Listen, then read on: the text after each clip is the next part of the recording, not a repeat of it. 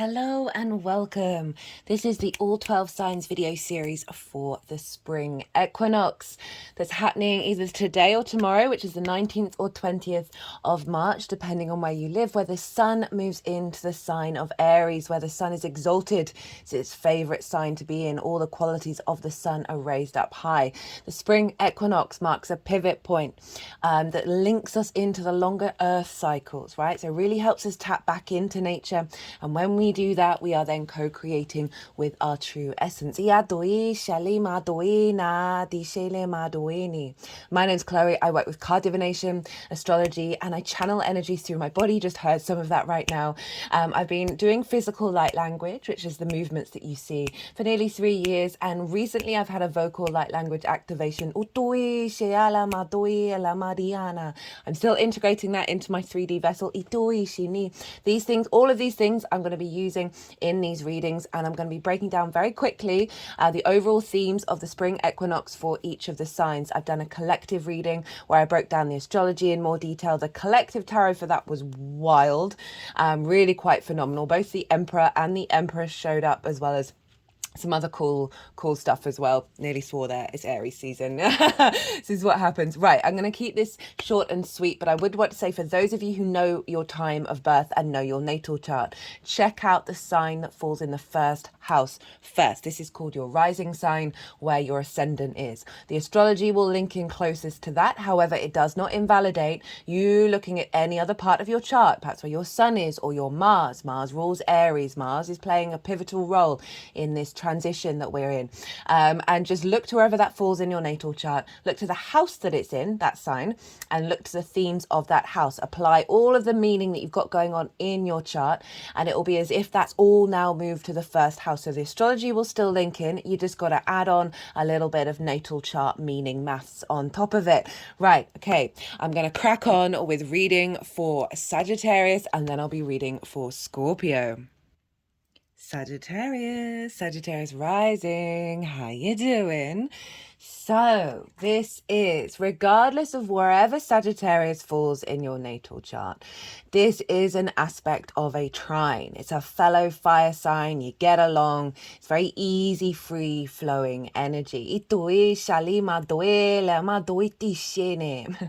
those of you who are new, who didn't catch the introduction, I channel energies through my body from multi dimensions, both physically and vocally. I'm still integrating the vocal side of it. It's been a recent activation, but overall these are just working with energies to help be in alignment, where they're in alignment with source and your higher self, to help bring in activation codes, healing, all of this kind of thing. So whether you're conscious of what's going on or not, it's still all helping with the alignment. Now, for those of you who don't have Sagittarius in the first house, which is your rising sign, look to your natal chart and look to the house that Sagittarius is in there. Look to the themes of that house, and you want to apply those themes, as well as whatever meaning you've got going on in Sagittarius, sun, moon, planets, astrological points, all of that. You want to apply all of that to the messages that come through, because it will be as if that Sagittarius energy has now moved to the first house. So the astrology for the rising sign will still link. You've just got to add on the meaning from your own natal chart on top of it. I am pulling 5 cards for the spring equinox. I've listed each of the 5 cards in the description box. We've got how your energy is showing up for the next 3 months, right? So spring equinox is equal day, equal night. I've done a collective reading where I've broken down the meaning behind the spring equinox in more detail. I did also the astrology that's going on at this time of the imprint, at the exact moment the sun moves into Aries. And I pulled a collective tarot reading, and that was wild. I haven't had one like that since the Leo full moon, where there was so much symmetry in it. So go check that out if you want a deeper understanding about what this is doing for us. But essentially, this is So we have the solstices and the equinoxes. I see the winter solstice as a new moon kind of energy. So that is when we are planting those seeds of intention. We're figuring things out. We're letting things unfold and take their time. And then the spring equinox is essentially a cross-quarter moon. It's a square between the winter solstice and the summer solstice, between the new and the full moon energy. Squares are ruled by Mars. And this can bring about the main focus for this is manifestation, is building. This is when we start to get more active. This is when things start going out in the world. We've got more motivation and drive to put things into action. From the point of the spring equinox, the day is going to get longer than the night. So we're moving from yin energy to yang energy. And this is more the outward expression, the extrovert, the action, the go, go, go, the do, do, do. So you're going to feel a real ramp up from the spring equinox to the summer solstice of putting everything that you've been cultivating since that winter solstice, whether you're conscious of it or not, everything that you've been cultivating, it's now going to start to sort of see, you're going to see it start to manifest in the 3D realm. It's also the start of the astrological new year. So it's a culmination, it's a regeneration and a resurrection of self, right? Of everything that you've been accumulating and working on and integrating over the last year. This is now we're entering the I am, the Aries, the self, the first sign in the zodiac, the first fire sign, our connection to our soul and spirit.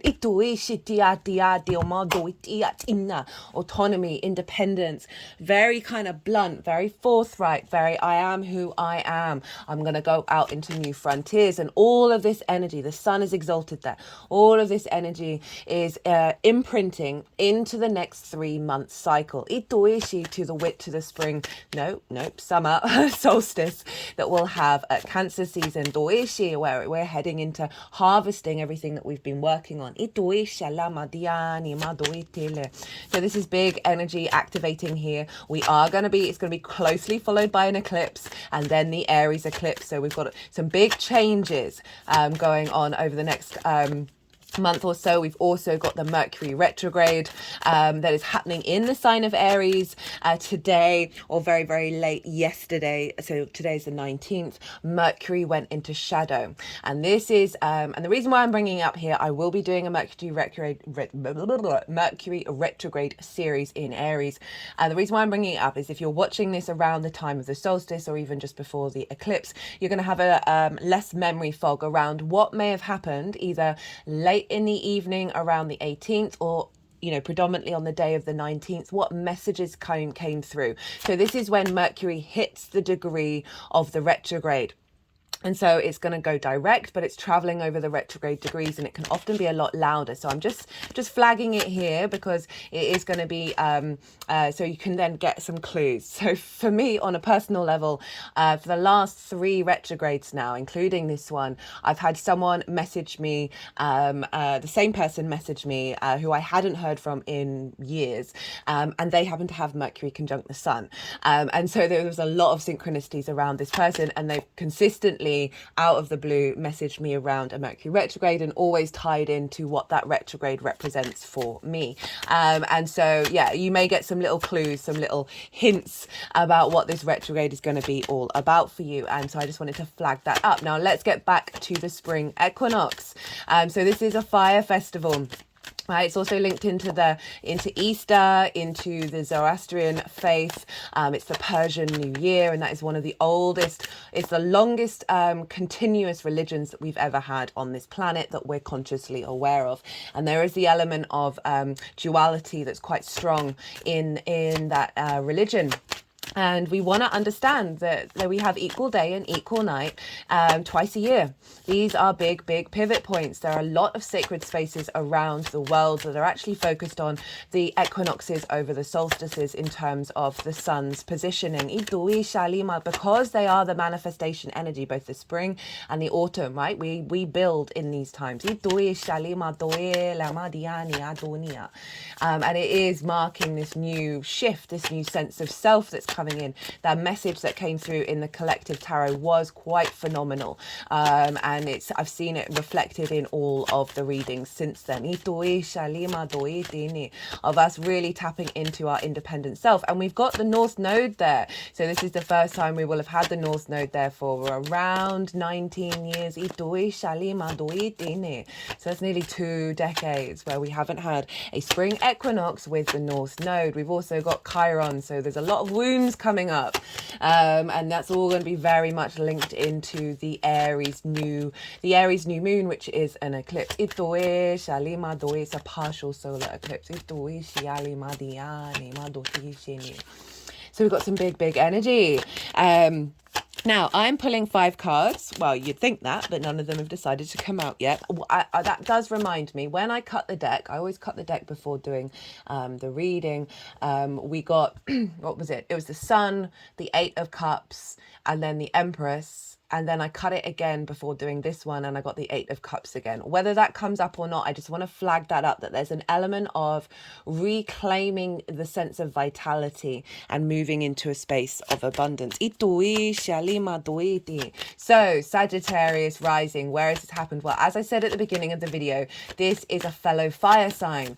And this means that you have a trine to your Sagittarius energy. And a trine is an aspect of Jupiter. And this is a benefic planet. It's a soft, easy, free-flowing energy. It's because you're both yang, you're both fire, you have only got the modality different. So there's an easy transference of information. And this is a trine wants to bring things together in order to expand and elevate. It brings a deep sense of knowing, a sense of faith, a sense of confidence that then comes from that, a sense of generosity and joviality that's very Jupiterian energy that brings about a sense of opportunities and ease and abundance and like a sense of luck, because the energy is just so very easy flowing. And you have Aries Sagittarius rising in your 5th house of your creation energy. It's the house of joy. Everything that I'm going to say stems from the creation energy. It is your pleasure principle, right? That is not just through romance, that is through any medium, any modality in your life. It is about play, amusement, games, children, both literal children, your own children you work with, your inner child, as well as creative things you birth out into the world that feel like your children. It is about romance and dating. So there's a lot of fun here in this house. And so you, every year with Sagittarius rising, you get a reactivation of self, of your independence when it comes to your creative energy.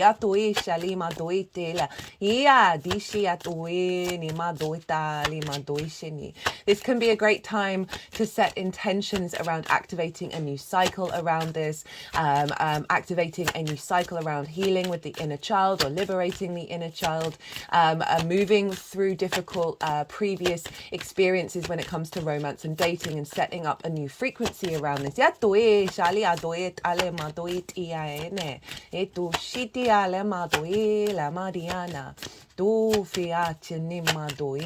A re-tapping into your creativity, finding new outlets to express your joy. That's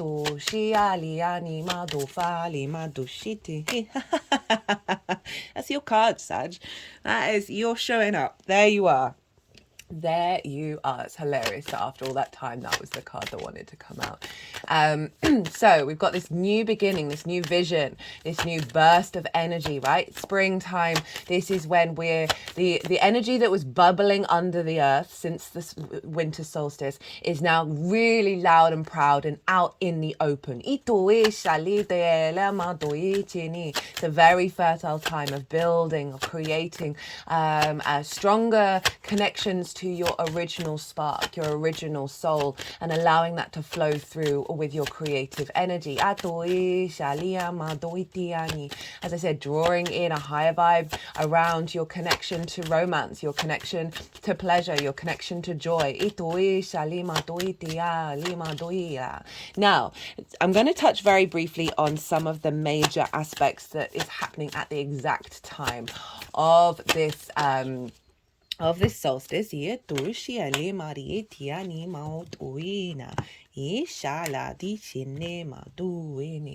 the moon is over in Leo. So of all the signs, Sag, you've got all the fire signs being activated. At least it's pretty much a guarantee if you're tapping into the Sagittarius energy. So we've got the moon over in Leo trining the sun. Again, all that beautiful flow energy between the two luminaries. I love this. This means that we're going to be in balance. Itoishi from our heart space. Otoini.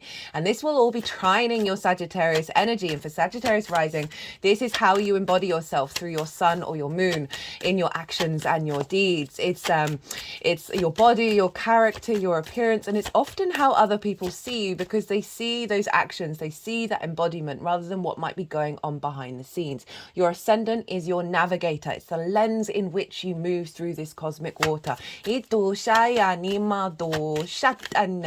the moon is over in your ninth house of how you see yourself in the world. Right, it's your big picture philosophies, it's your morals, your ethics, it is your connection to source, your understanding of your connection to source, to nature, to science, the matrices that are bigger than you. It's about foreign travel because it's all about perspective. It's about going and broadening your perspective. It's all about broadening the perspectives and how we learn and understand, and therefore how do we teach. So the moon being there, oh, thought we had a flipper. Nope, it's quite easy to tell with this deck.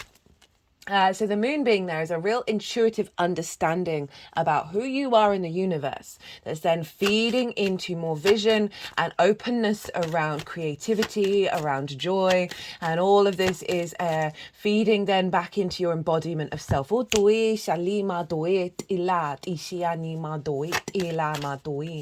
It's beautiful, beautiful energy showing up. We're clearing out.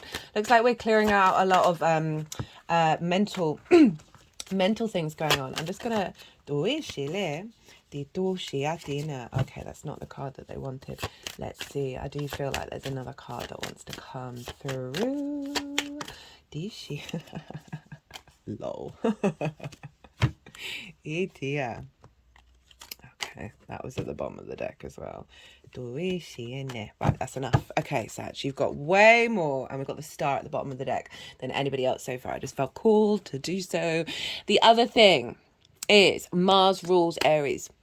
So wherever Mars is influencing what's going on with this with this equinox. Keep getting that around the wrong way. There's other stuff going on. So if you want to check out the collective reading, because actually the feedback loop then goes back to Saturn, Jupiter, Venus, and then background again. So we've actually got some other players influencing this, which is really, really beautiful and really harmonious. We're going to see similar patterns in the Libra eclipse that's coming up next. But Mars is in Aquarius, which for you is in your third house of your communication, your environment, the environmental frequency, the things you do on a day-to-day basis, how you apply meaning on a day-to-day basis. Mars is helping find the motivation and drive to find the confidence to tap into your universal truth in your environment, right? In the way that you express yourself, how you move through the world. And that is implementing and affecting, making sure that this new version of joy, this elevated version of pleasure, and creativity is then being influenced by your environment, as in like you're going to be able to put it into practice on a day-to-day basis. I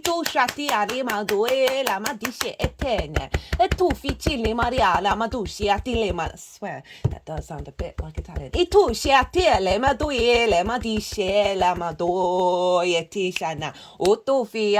Right, okay. You might want to check out where your Mars is in your natal chart. Wherever your Mars is, whatever sign, whatever house, the themes of those houses, that's likely to play an influence on this spring equinox, because wherever Mars is in your chart is always influencing Aries and Scorpio.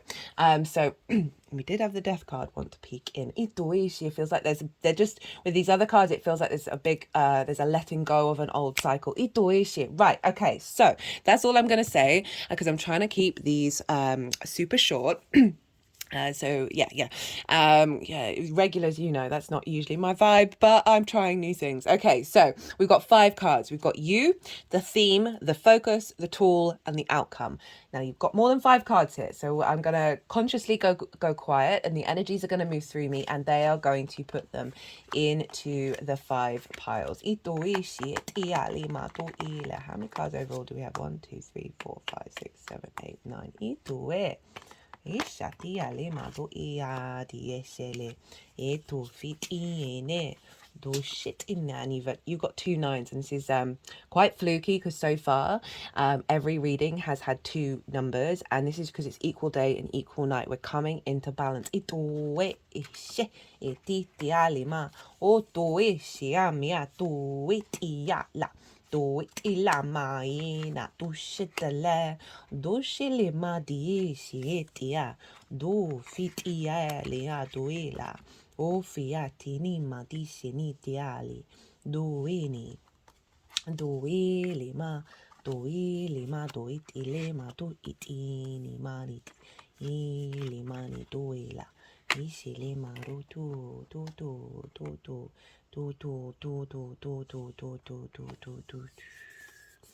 doia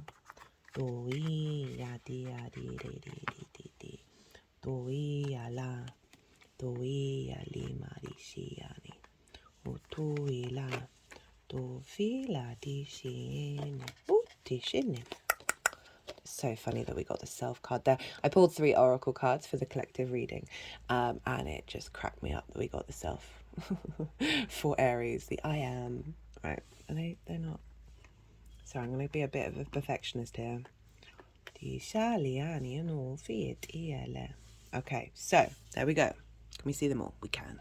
Great. Your energy, right, for this transit is the 9 of Swords and the 9 of Pentacles. And what that's why I was getting that feeling that it's the process of turning this in reverse. I'm not saying that this is fully upright. So this is worrying about things that you can't control.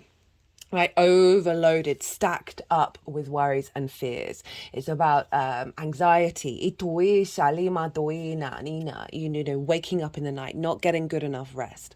And this figure with this card, it's always it's calling this figure to move the hands away and focus on the rose. Focus on the little things. When we get very trapped in anxiety, right, our mind starts flooding cortisol through our body, and the mind can get hooked on that because it's a very easily accessible hormone, and then it feeds the mind, and the mind needs a lot of energy.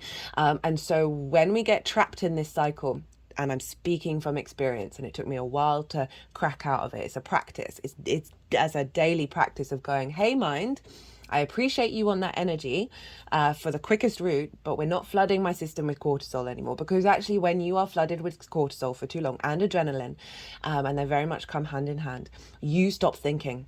So you can worry, but you're never going to get out of the solution because your mind then just sort of shuts down. And I really love that this has come with the 9 of Pentacles. The 9 of Pentacles is sort of the opposite of this. This figure knows what they need to take, the steps they need to take in order to bring about a sense of abundance in their life. They're very independent. They're very confident, saying no and knowing their boundaries, knowing what it is, the direction they need to focus on. So very, very polar opposites energy.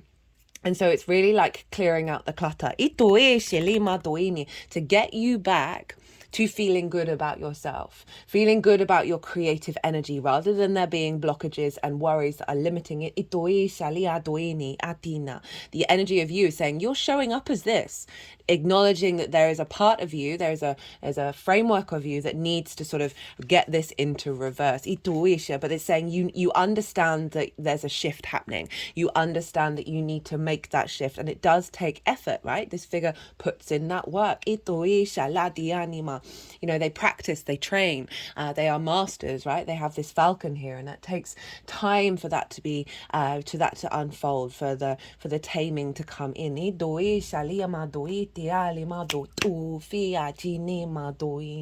But again, this is saying also activating a real sense of independence with your inner child, with relationships, right? Those romance, those dating, with your connection to your creativity and how you find joy. You're really, this is very practical. This is earth energy of you being able to see in the world around you what steps you need to take and be able to ground that into your being. A reevaluation of the perspective, moving from the Nine of Swords to the Nine of Pentacles, right? That moon up in the ninth house of you having a stronger understanding of your place in the universe, and it's not a place from fear. Right, so the overall theme of this reading, of this transit, as in this is a 3-month transit, but it's also kind of a year transit as well, because we're going to have added layers on with the summer solstice, autumn equinox and so forth, but it is the start of the astrological new year, and we've got Jupiter and the Ace of Pentacles. So this is really saying that the change is brewing, right? The Wheel of Fortune is always sort of symbolized by there is a change of fate. So rather than feeling that your fate is a little stuck, you're at the bottom of the wheel, there is momentum moving upwards, right? Jupiter is in the sign of Taurus, which for you is in how you work, health and routines. It's going to be moving into Gemini, I think it's around the end of April. It's going to be moving into Gemini, so there's going to be a switch with Jupiter, because this is the Jupiter card, moving into your 7th house of relationships. This can be business partners, one-to-one clients, all of that kind of thing, source energy, long-term committed romantic relationships. And I'm bringing it up just because we are dealing with the 5th house, which can link into, how do you find love? How do you find pleasure? And joy. And what I'm feeling with this is, with this card, is like there's a maturity coming in. This is Venus in Virgo, okay? So very analytical, very able to observe what serves, and not letting certain dynamics diminish your independence. So this is bringing in a new reality. You're going to feel around you in the 3D realm new opportunities to explore creativity, explore joy, explore your pleasure. And as I said, not limited just to romance, a new frequency coming in for your inner child.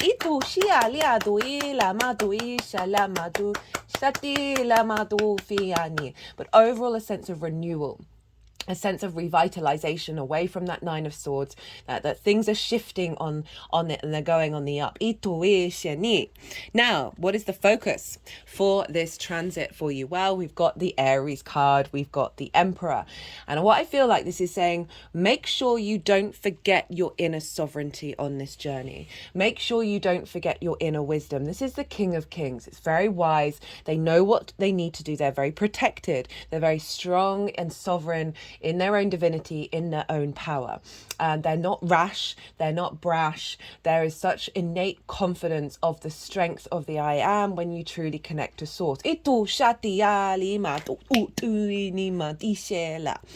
there's a real sense of saying, don't let yourself lose this. Come back to this. If you've got a tarot deck, have it out, meditate with it, draw in that energy. But the focus of this transit is getting you to this point. And why I'm saying, if you're going through some difficulties over this transit, make sure you tap back into this, because this is what is being manifest. The Nine of Pentacles and the Emperor, they're quite similar. Like, they know what steps they need to take. Right? And this is the abundance on the personal level. This is the abundance for the empire, right? So for the many, for the collective. And what I like about this being the Aries card, because it's very much about the individual, that when we operate from a place of sovereignty, that reverberates out into the collective. There's a real sense of clearing out frameworks that have stopped you from being able to see these things. What's the tool? What is it? Well, you're the tool. Is tool still used as a sort of derogatory word? I mean, that was like when I was a teenager, which was quite a while ago. Showing my age. Hello, 90s. Page of Pentacles, a Temperance. So this is the tool. Watch out for messages, synchronicities. Get a sensation of whether the path that you are navigating is the one for you. I feel like you're going to get guided. You've got quite a lot of pentacles. There's some guidance from the material world. There may be sort of some random side quests that come in that take you down the garden path. I don't know why I'm saying that phrase. We've got a fair amount of gardens. We've got the path here that take you, people that pop in of like, hey, do you want to go do this thing? That's then leading you to a place of alchemy. Right, because pentacles are sort of the earthly plane, and that there is a real sense of what I'm getting another message with this as well, but there's a real sense of you got to go and experience it. I got to go out in the world a little bit and experience these things. You need to apply this new frequency that's coming in, because we've got the Temperance. So the Temperance, that's your card, but this is all about alchemy. This is all about the new frequencies coming in, and now you're building, now you're refining the little parts of yourself to get into that alignment. And you see here, the water is actually going up into this cup, which is going against the laws of physics. So there's an element of magic. There's an element of doing something that is different to what you've done before. Of this recalibration. And this is also saying, get back to yourself, which is also what this was saying, because this is your card, Sagittarius. So it's a get back to the embodiment of self. Don't worry about studying. It's really, it's so easy when someone just says, oh yeah, just don't worry, right? It is about a practice though. And this is about practice. This is about putting in the daily practice to navigate outside of that Nine of Swords. For me, what helped was, we're all addicts, right? And I was like, I've got enough addictions in my life. I am not letting the mind be one of them. And through that process, I actually then was able to navigate a lot of other addictions. Because I was allowing a sense of, I was being the adult in the room for myself. I was being the grown up to myself, of allowing this sense of lack of immediacy to completely take me over. And there's a patience here. And we've got patience with the Page of Pentacles. It is the most diligent page. It's very hardworking. It puts in the effort to figure out the new landscape that it's in. So there's a combination of both go out and explore, play. Don't worry if things don't always fall into place, because what you're doing every time that happens is learning from it. But this is a real sense of dedication. This is the tool to bring all of this into manifestation, is to focus on your alignment. Now, the outcome. We've got the Eight of Swords in reverse, which showed up in the collective reading, and the Ten of Pentacles. Now, this is so tied in with this, and I love that we've got the 8 to the 9, and then the 9 to the 10 in the Sword and the Pentacles. So the Eight of Swords in reverse, this is all about illusion. And so much of our existence is an illusion. Whether that's bad or good, it doesn't really matter, but there are some things that keep us trapped. And when this is excuse me, it's so funny. Ever since I started doing this collective reading yesterday, I started getting a little tickle in my throat, and I've spent the weekend with people face to face talking the whole time, and not a single tickle. There was some big throat chakra stuff coming in that collective reading, and overall, because Mercury is in the sign of Aries, and Mercury is often very much linked into the throat chakra, and so we are, and the independence of our voices. So what this feels like in terms of that Nine of Swords, where it's like things going on in the mind, that you are releasing a lot. The outcome of this is releasing some really old paradigms that have kept in a cycle, in a loop, that is taking you to your legacy. Right, Ten of Pentacles is very legacy energy, and this is because they're in a city. Cities take a while to build. We've got the nuclear family, and then we've got the elder with the esoteric symbols. Now, this marks the blending of the material and the metaphysical, right? So the seen, the tangible, and the unseen. So the blending of these two, when we're in union with these, we then are able to bring this into our being, and that lasts the test of time when we're in balance. You got a lot of pentacles here. Got that 9 of activating, of bringing something in that is cultivating long-term planning, long-term legacy, as in like this embodiment of your creativity, this embodiment of how you find joy. is leading to a real strong place that is allowing you to move through the world with real confidence and independence. Just feeling like a lot of boundarylessness energy, right? That's not really a word, is getting sort of shored up. There's it's not that you're denying connection, it's just this the any permeable, like the blending of energy that is actually sapping you. I'm getting a real shift of that. And we've got the Star card, which is the Aquarius card, underneath the Five of Swords in reverse. So there's a real sense of you tapping back into your galactic energy through deep healing, and honoring and knowing your own divinity. Right, that was a little longer than others, but you did have far more cards. Okay, Sag, I'm going to leave it at that. I hope you enjoyed this reading. It was a pleasure, as always, to read for you. If you did, don't forget to hit the like button. Be good to yourself, Sagittarius. Be good to those around you. And most importantly, be well until we meet again. Scorpio rising. How are we doing, Scorpio? So for those of you tapping into the Scorpio energy and it doesn't fall in your first house in your natal chart, look to the house that it does fall in, look to the themes of that house, and you want to apply those themes to the messages that come through. All that meaning of your Scorpio energy, wherever it falls in your chart, you want to apply all that, and it will be as if it's now moved to the first house. So the astrology that I'm going to talk about is still going to link in. You just got to apply a little bit of natal chart meaning on top of it.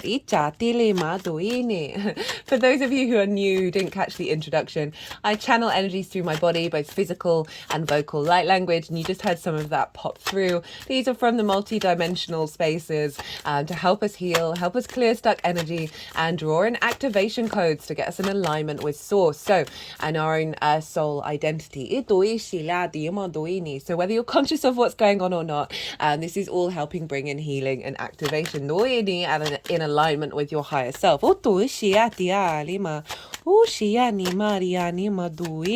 Okay, right. So I am pulling 5 cards. There might be a couple more. Sagittarius got a fair amount more. And this is all about the spring equinox. Now, the spring equinox, this is one of 4 cross-quarter points that we have during the year. This is tying us in with the earth cycles. And I see the winter solstice as sort of new moon energy. And the spring equinox, this is the cross-quarter moon. This is squaring the energy of the new and full moon that we have over the year in terms of the winter and summer solstice. And so we've been incubating the intentions, the seeds that we planted, whether consciously or not, around the winter solstice. We've been playing around with them. It's been quite yin energy, right?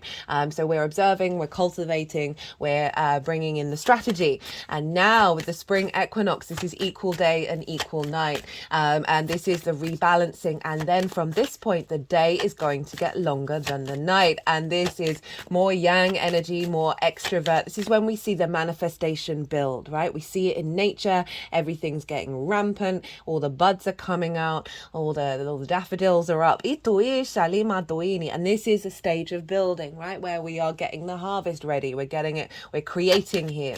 So everything that you've been working on over the last 3 months is then going to start to be really show up in the external world. This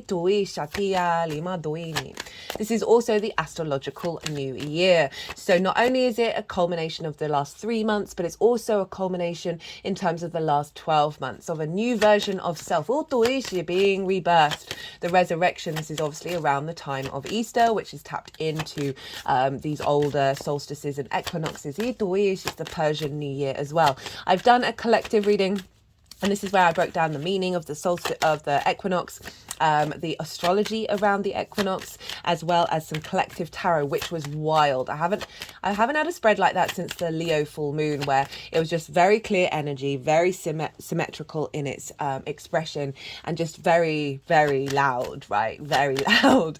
I was so energetically wired doing that reading. It was quite phenomenal. So if you want a deeper understanding of what's showing up, go check out that collective reading. Now, Scorpio, wherever this is happening for you, Scorpio and Aries are in conjunct one another. You are both ruled by Mars, though, so you've got something in common, which I love. And so an in conjunct, I love in conjunct energy. I don't think it gets talked about enough.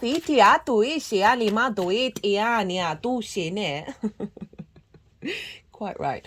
That in conjunct, you're dealing with 6 energies that are different from each other. Scorpio, you are water, you are fixed, and you are yin. Aries is cardinal, fire, and yang in energy. So, right, imagine 6 different energies just in a room. They've got nothing in common, and they're like, it takes a while to get them to sort of see each other's perspective, then find things that they can work together on. But in the lead up, it can be quite frustrating. It can be crossed wires, miscommunication, grinding your gears a little bit, just feeling like you've got to put a way more effort in than some other aspects. But it is such phenomenal energy, because once you realize, oh, actually, I'm herding cats. That's what's happening right now. And once you realize that, you can find the fun in it. You can find the play in it and beyond once you get them to work together. This is then very maverick energy. It's very maverick, very inventive, because you're breaking against tradition, because it's not a traditional aspect. And so you're getting very creative with the inconjunct. So wherever Scorpio falls in your chart, the spring equinox every year is inconjunct your Scorpio energy. Now for Scorpio rising, where is this happening? This is happening in your 6th house of how it's the adult in the room. For me one of the most mature houses, because it's how you work, your physical health and routines, all 3 of which we as a species can struggle just a little bit with.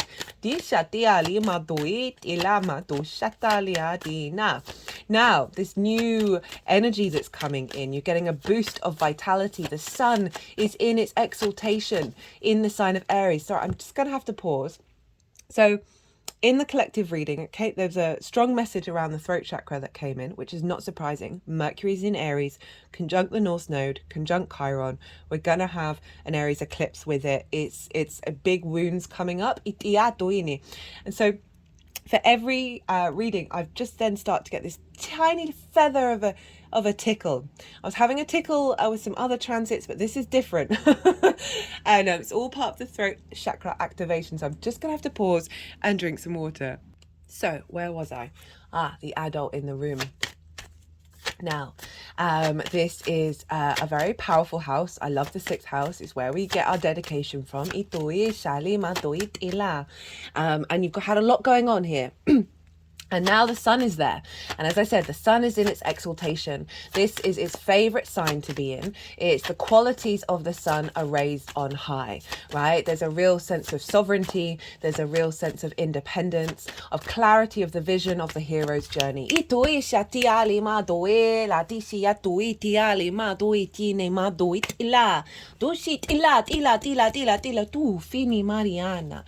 vision, the clarity, the purpose, the will, the I am, the divine inspiration that comes wherever the sun is. Our focus is now here in the 6th house for the next month, but we've also got eclipses, and this is an imprint that will unfold over the next 3 months to the summer solstice. As well as I said at the beginning, a clearing out, a revelation of a new self at the astrological new year.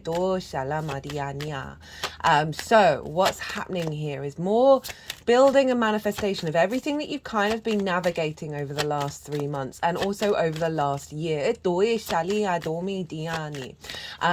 so this is a real finding more clarity, more strength, more vitality around the way that you work, and understanding that around the way that you take care of your physical health and your routines. You could see a real power boost of being able to start implementing them. You set those intentions around this time of having a deeper understanding and vision around your embodiment of your work, a deeper clarity of how to access and facilitate your physical health and apply routines that serve your sovereignty. And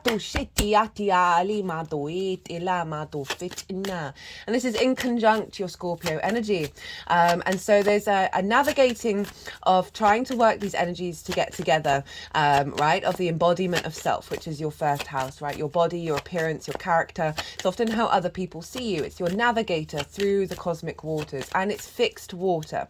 And so Aries is cardinal fire, and it wants to instigate new things.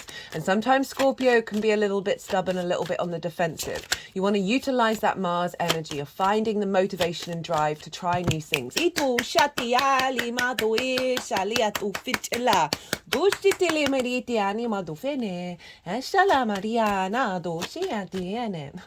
Quite excitable with you, Scorpio. Now, I'm going to touch briefly on, but also with that Scorpio energy, you have the intensity to transform and go through the transformation, the resurrection, and using the capacity of the water of your emotional connection to spark your passions. Allow that spark to shift and change your emotional frequency and activate into this new cycle. Now, I'm going to touch very briefly on some of the major things with the astrology. As I said, I've done a collective reading where I break this down in more detail.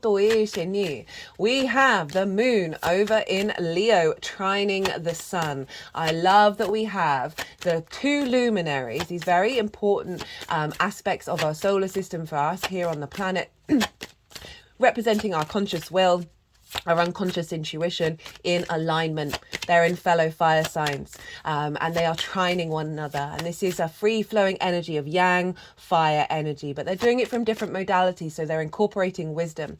Trines like to bring things together in order to elevate, expand, bring wisdom, bring a sense of knowing, a sense of faith.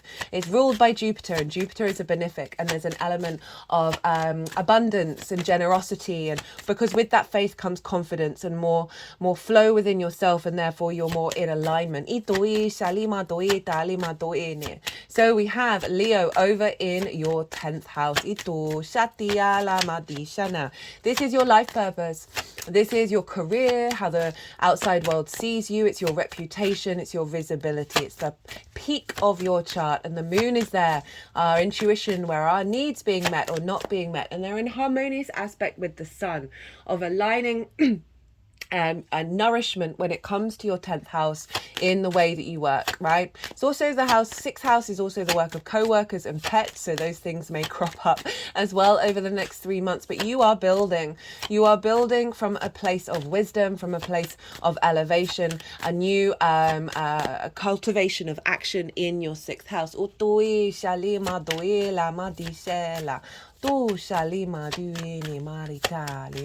it's what happened with the Sagittarius reading, actually, which I just did. It took a very long time for the cards to come out, and I do realise that Mercury's now in shadow, which I forgot to mention, actually, Scorpio. If I did, I'm really sorry if I'm repeating myself. So Mercury, and the reason why I'm mentioning it now is just because if you're watching this video in the next couple of days or even in the next week, you're going to have a little more memory of what happened today, which is the 19th or the 18th, around these days in the lead up to the spring equinox, is Mercury went into shadow, which means sometimes the energy of the shadow period, when it's going directly over the degrees of the retrograde, can be louder than the retrograde itself. We get clues around what's going on at the exact time of Mercury going into shadow, as of what the retrograde is going to be about. So you might want to think back what was going on the 19th or the 18th around these days. I've personally had someone who over the last 3, including this one, retrogrades, has reached out, who I hadn't heard from in years, happens to have Mercury conjunct the Sun.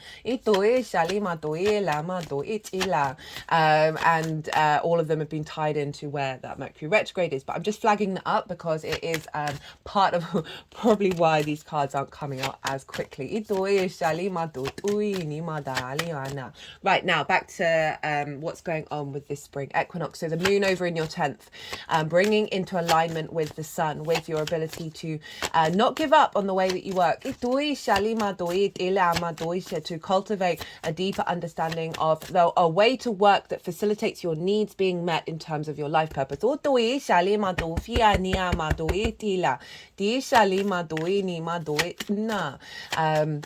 This could be an element of perhaps navigating a healthier relationship with work. Itu facilima, because the moon is about our nourishment, and sometimes that can be out of balance. Itu shalima doini adina.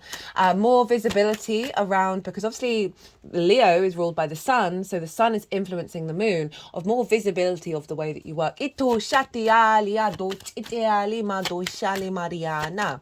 So that is a really, really positive energy that's showing up. We also have, goodness me, what's going on? Hello. Oh, that's every what? I'm cutting the deck.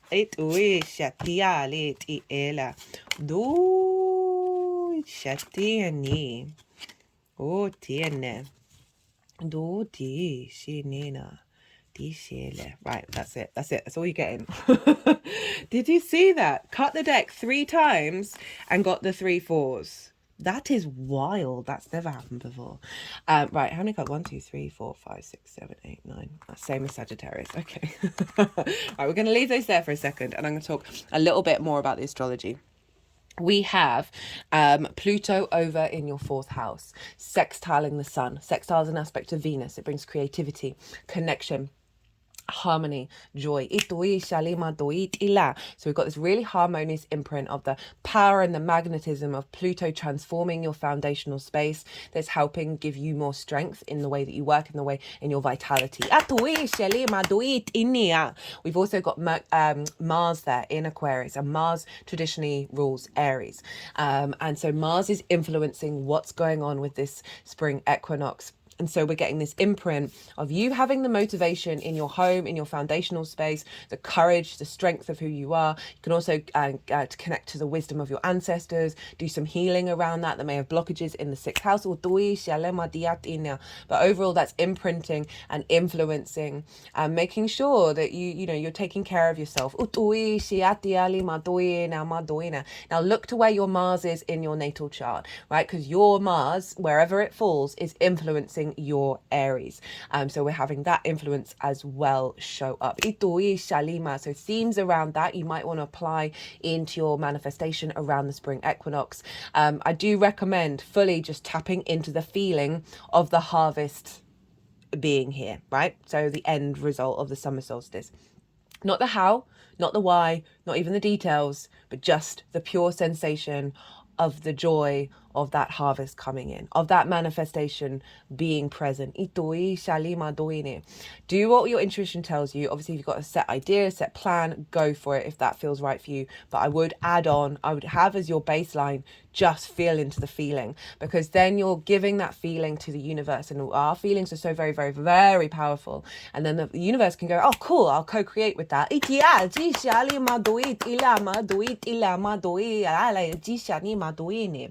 And so this is when we then establish a healthier balance between the two. Okay, got the 5 of Swords at the bottom of the deck in reverse. Right, let's see what's going on. Right, I'm going to go consciously quiet. The energies are going to move through me. They are going to put these cards into the 5 piles.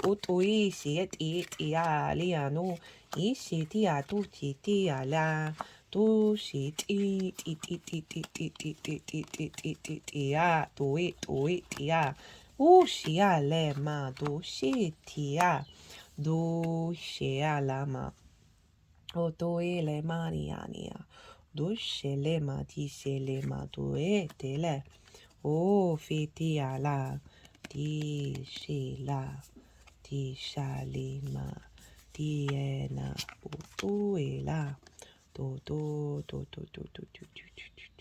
dia, do di animariala, do shati anima, do ene, isha lima.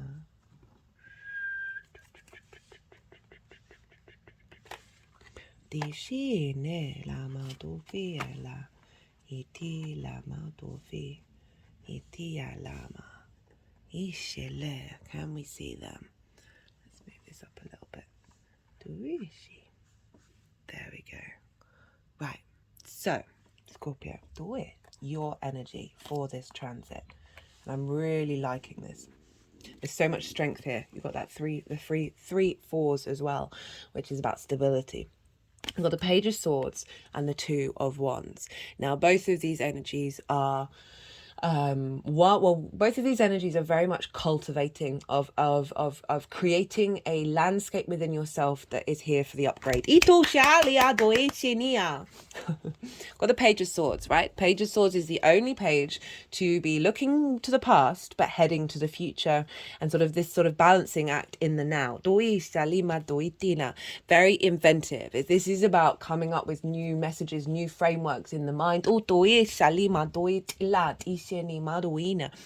And honoring the fact that there may be some old limitations, old blockages that need to be released, right? And sometimes we need to observe those in order to move forward. But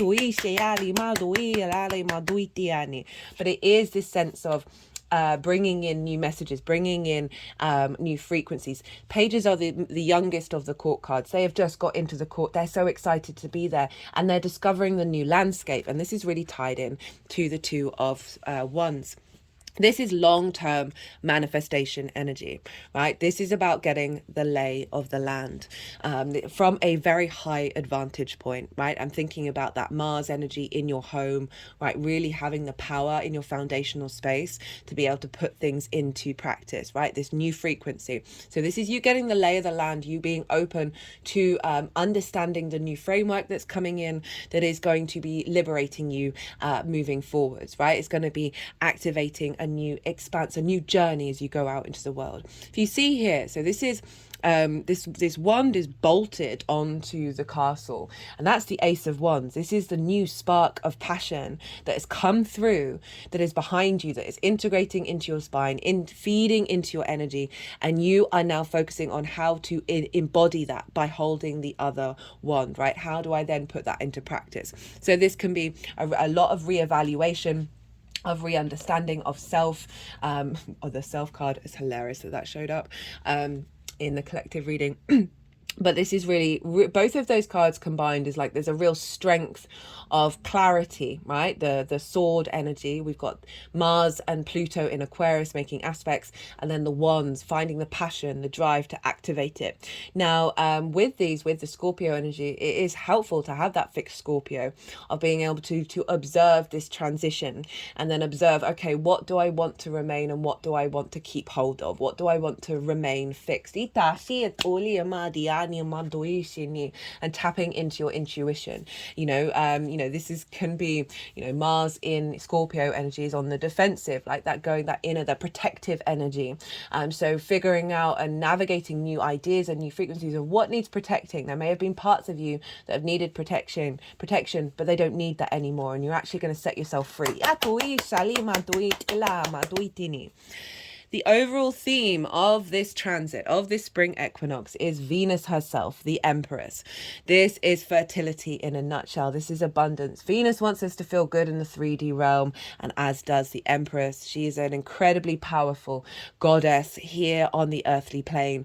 And there is the harvest, right? There is the flow of your Scorpio energy, that deep intuition that is connecting and nourishing the earth around you, but it's coming from a place of love, right? It's coming from a place of harmony, and this is the overall theme of what's unfolding,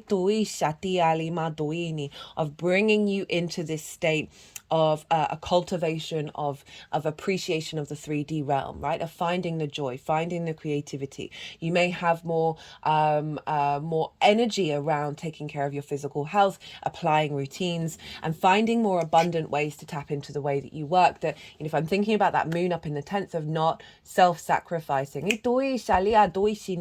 making sure that you're nourished as well. Now the focus.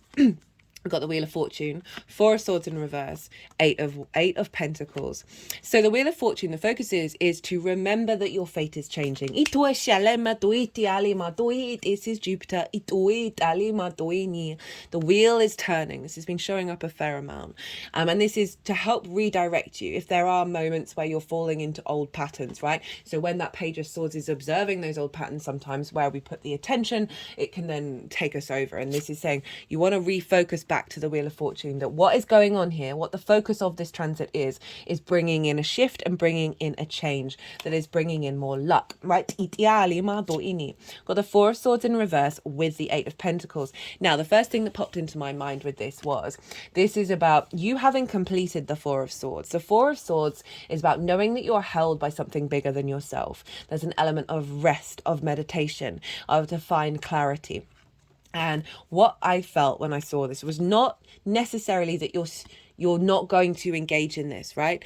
It's more that you've completed a level with this. You've completed this understanding that you know that you need to apply this energy in its full force when you are upright.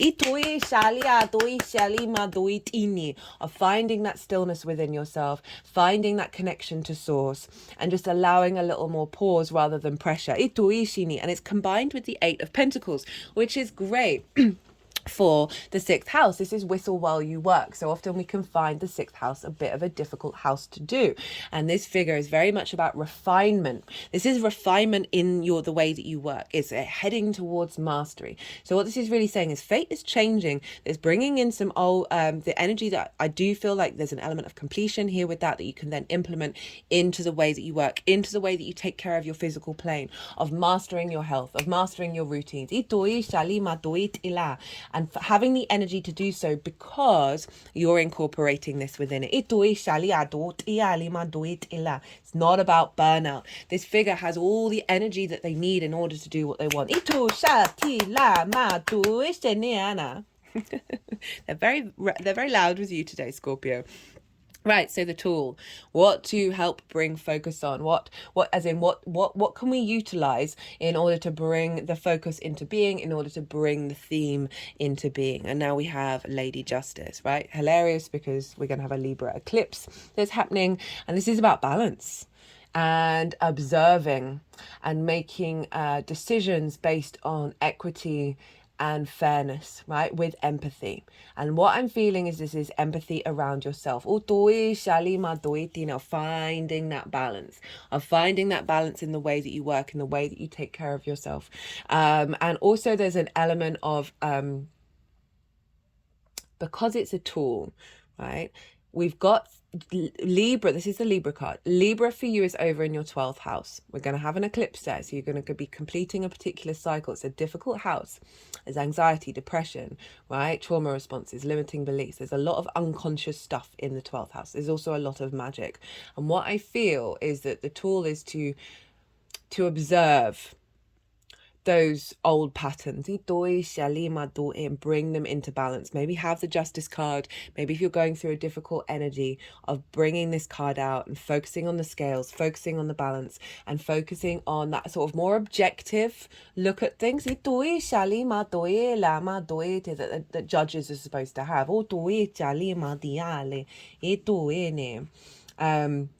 But it is about finding that balance, and that's going back to what I said about the moon over in the 10th, of being in alignment with what nourishes you as well as what moves you forward. Now we end with 2 4s. We've